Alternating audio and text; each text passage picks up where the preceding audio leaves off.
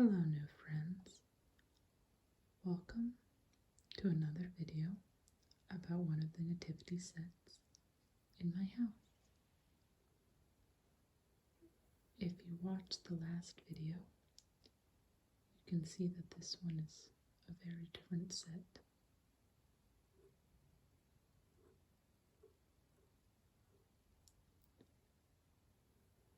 But I thought before I got started talking about this one in particular, that I would talk a little bit about the history of nativity sets. So the first nativity set was created by St. Francis of Assisi, and he did a living nativity set in a cave near Greccio, Italy.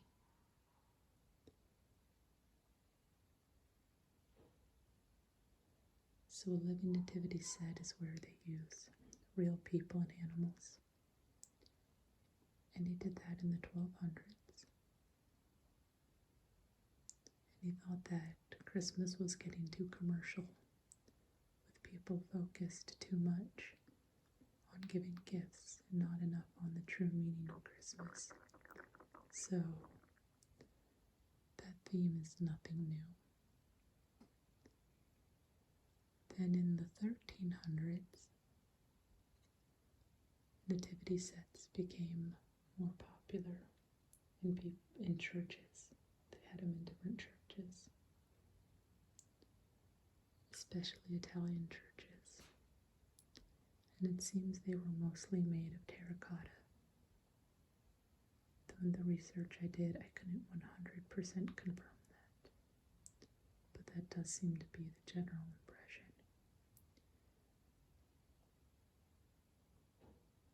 And then in around the 1500s, they began to appear in people's houses, especially the wealthy at first.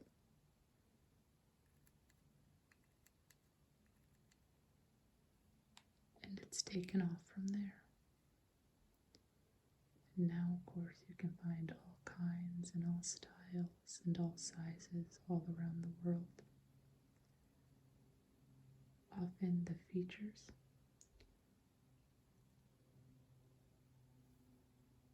of the people or angels represented by the nativity figures will have the features of the culture where the nativity set was created.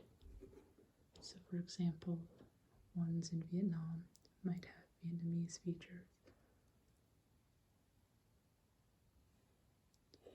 Ones in Colombia might have more Colombian features. So coming to this particular set, this set is at least 65 years old, though I think it's older than that. This was the set we had in my house growing up when I was a child, and my mom had it when she was a kid. So that's why, kind of going off her age and guessing it's a little older and figuring all that out. It's at least 65 years old. I think it's possible my grandma had it before my mom, but I'm not positive. So anyway, this one is my favorite set in the world because of how long I've had it, and it's my sentimental one. But I like the real wood here, and here, and there used to be all straw inside. You can see little remnants of it, but that's all gone now. So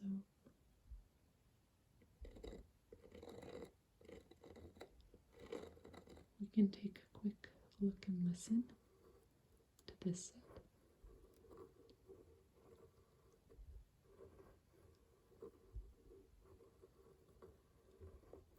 This is a lot like someone just found a stick outside, put it in here.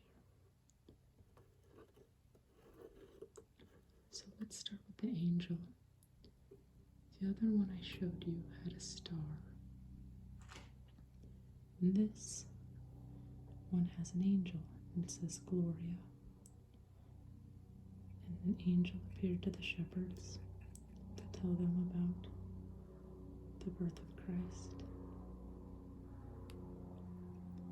It used to be that there was a nail right here, and the angel would hang from it, like this, over everything, but that's not really an option anymore. So I set her different places, either sometimes just down like this, but a lot of times I just set her up here. So she's higher than everyone with her wings. It's so funny, these things that we start to picture and then follow as if angels flew around and weren't simply spirits that could be anywhere. So here's the shepherd for this one. And again, I talked about the tufts in the last one. They were harder to differentiate in a way because everything was just wood color. But here you can see it's made of grass. And he's carrying a sheep on his shoulders. He's got his tunic. This one is more detailed, this set, than the other set. You can see some of the paint's coming off.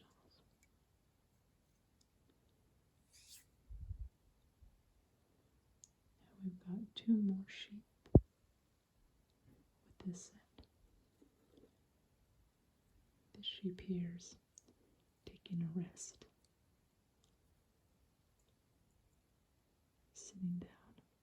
He already arrived, waiting for the shepherd to catch up. Set him here. And then this guy's walking with the shepherd, except you can see his leg broke and is fallen off. This set's been around a long time. It's moved a lot of houses in a lot of states. So it has a little wear and tear, but I still really like it. I loved setting it up and looking at it as a child. And I'll be honest, I still do. It's hard for me to just let children play with it. So here you can see the donkey. There's usually a donkey in nativity sets representing what Mary rode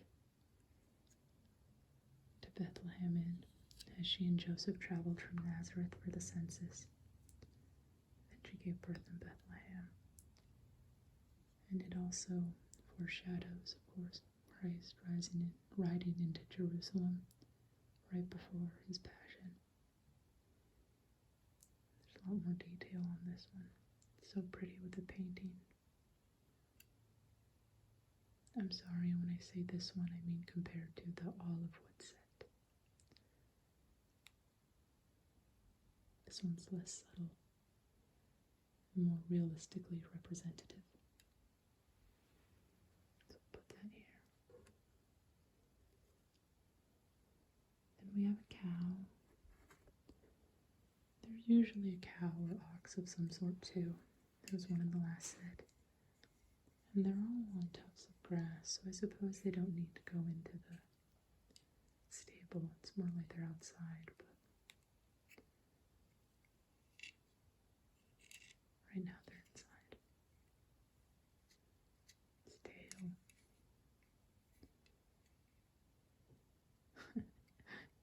He looks a little skeptical about the whole thing. Oh, what's going on here? See the horns, the ears. He probably wants to get back to eating grass and sleeping. I like that there are animals in the set though. So that there's the whole of creation. Oh, we have plants too. Somewhat less directly represented. I don't know what these are made of, I guess.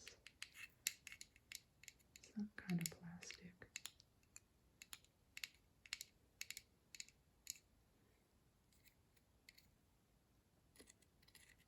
Certainly have plenty of detail.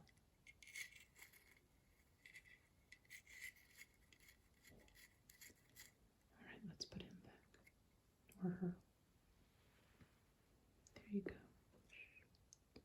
Alright. Now this set has a camel that came along with the 3 kings. And again, the kings weren't there on Christmas night, or Christmas Eve, Christmas morning, early hours. It's like he's glowing inside. Maybe he's just old, gone gray. Got a 2-hump camel. They're a lot rarer to see.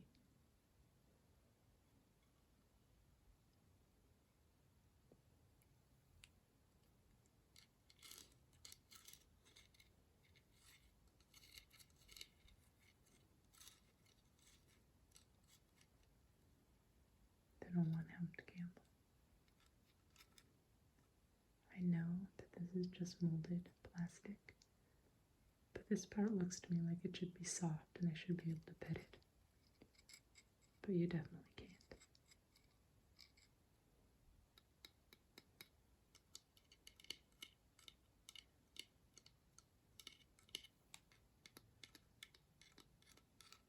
Alright, who else have we got here? So we've got the 3 kings. This one got here first because he's already kneeling. You can see his beard and his turban and his beautiful robes and the colors and his gift.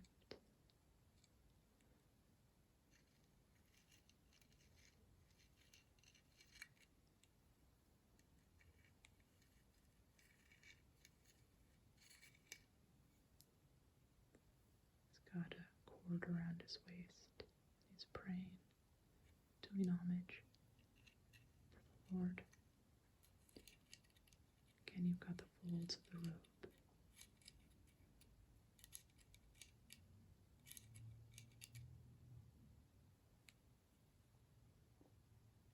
See how detailed the face is.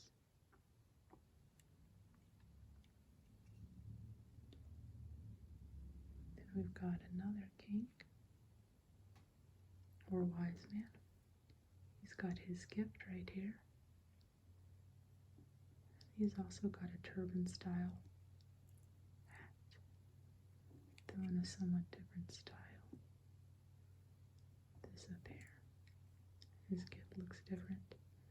I think he has such a luxurious looking robe with the red and the gold fringe. You can see a lot of places where the age of this set is showing, but I think overall it still looks really nice. He's got the silver robe underneath. He's also on a tuft of grass.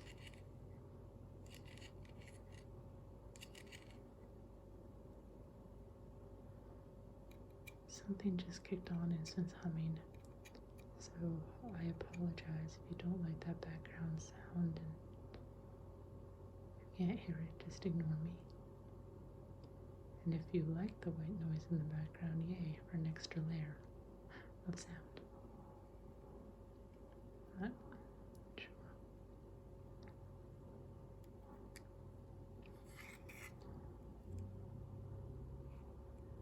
And then we've got the 3rd king or wise man. He's got, I think, more what we traditionally picture as a crown in the United States or Western Europe or Commonwealth countries. He's got a beard. And we see more of his hair because he doesn't have the turban style.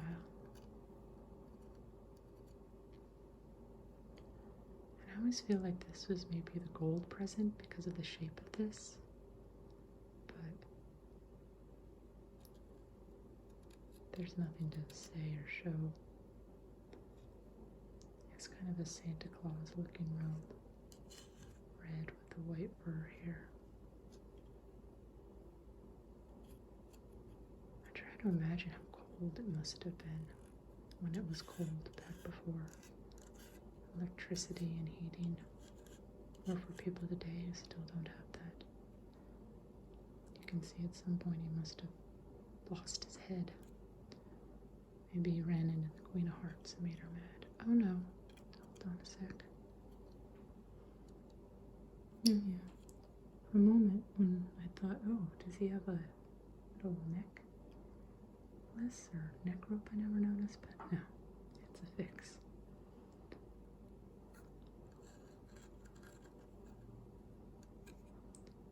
Oh, his little shoes poking out down here. So when I was a kid, I would take these three guys and their camel,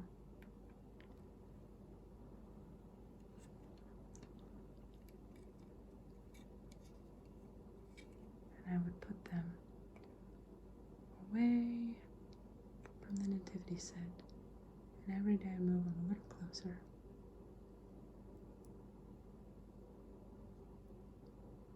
Until they got there on the Feast of the Three Kings. It's called Epiphany, and it marks the end of the Christmas season. Sometimes I'd put them really far away in the house so we could move them a lot every day. And sometimes not so far. And then they basically just got a little scoop every day, like boop. So there's those eyes. Well, autofocus. Okay, let's look at St. Joseph. So you can see he used to have a staff, but no longer. And he also has a beard, a little mustache. And we can see his hair. And of course, he doesn't look as rich or regal as the kings. But he also has a robe. We can see he's barefoot. No little shoe or slipper like the king. A wise man. And a tunic.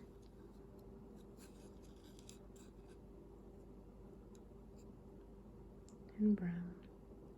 Almost always in brown.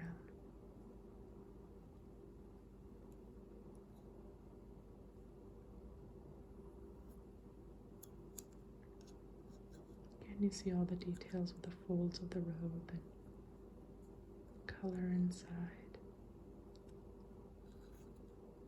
Definitely looks like the tunic is sitting on top of the robe.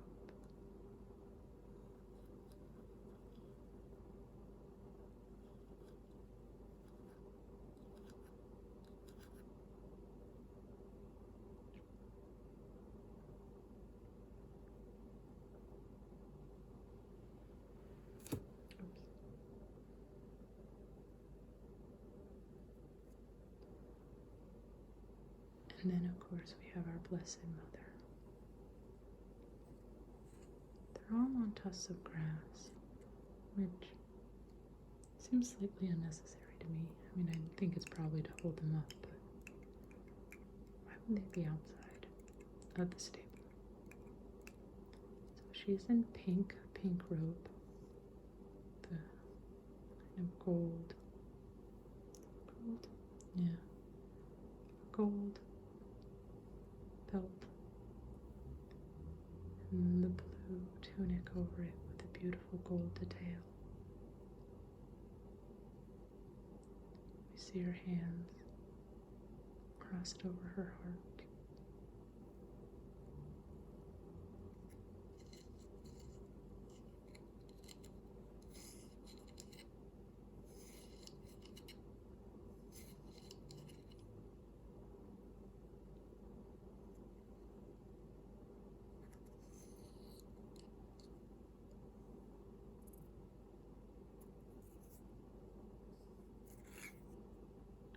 her hair and her sweet, gentle face.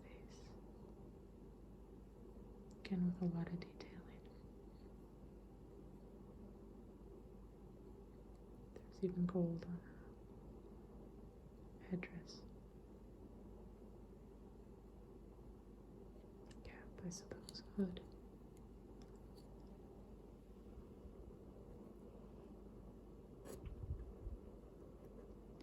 And then finally, we have the baby Jesus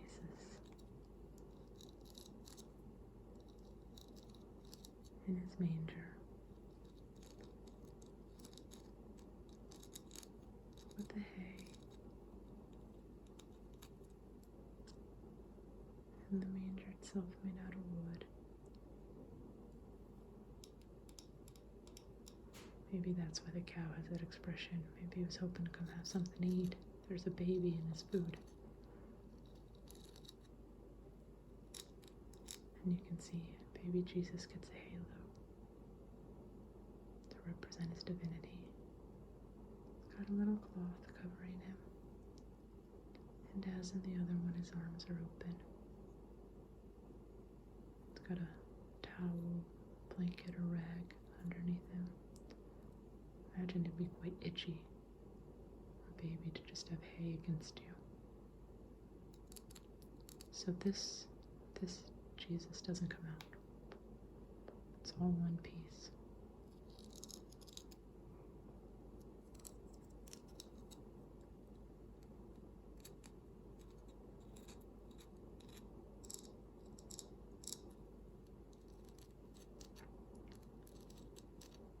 I think I've mentioned this before, but I think it'd be really neat if someone with good artistic ability would create a nativity set that more accurately represented what I think that night probably looked like. So of course, our Lord Jesus was a newborn. He just looked like any newborn, I'm sure. With his little crunched up newborn face and maybe a little shock about where he was suddenly. And then Mary. Oops, sorry, Mary.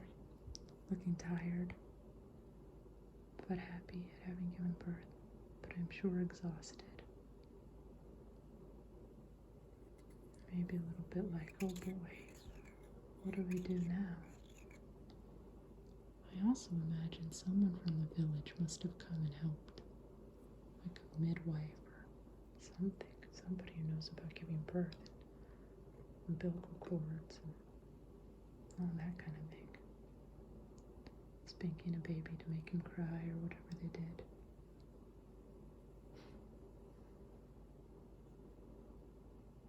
I should say, to make the baby cry out, check the lungs, not spanking a newborn to make him cry like something bad. Just the general, checking on a newborn after he's immediately born. And then Joseph, I'm sure, looked completely panicked and exhausted. Now what's he gonna do? He's in a stable in a town far away with a newborn and his wife. And what does he do?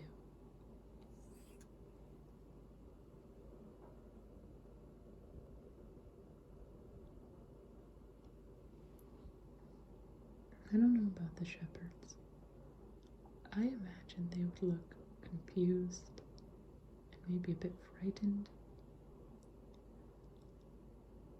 and perhaps hesitant, right? Walking up to a stable with strangers inside to say you just saw a bunch of angels in the sky who told you to go there because your Messiah had been born there. Especially remembering that the common held belief at the time was the Messiah was going to be a great military hero who would throw off the Romans and free Israel. It's not. They didn't have this story. They didn't grow up with what we know now. This was all brand new. And shepherds were a low class and uneducated. So this was probably a little shocking, but also perhaps why they could believe. They didn't try to reason themselves out of things. And then the kings would come later. I imagine they'd look a little happy to be at the end of their journey, but they probably had a lot on their minds after their visit to Herod, seeing the Christ child delivering their gifts.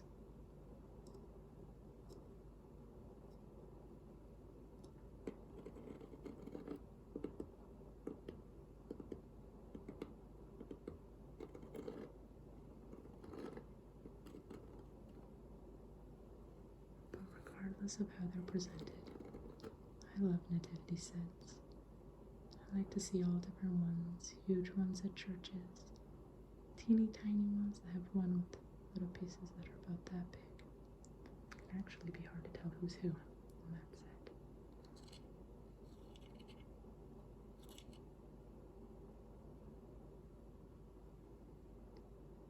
I like to pray as I set it out, put it away each year.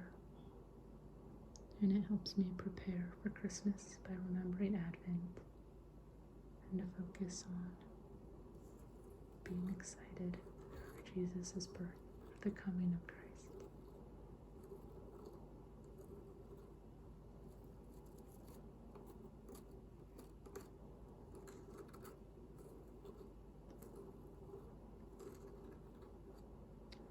Anyway, I thank you all for being here, for spending this time with me, and I hope you have a lovely rest of your day or night.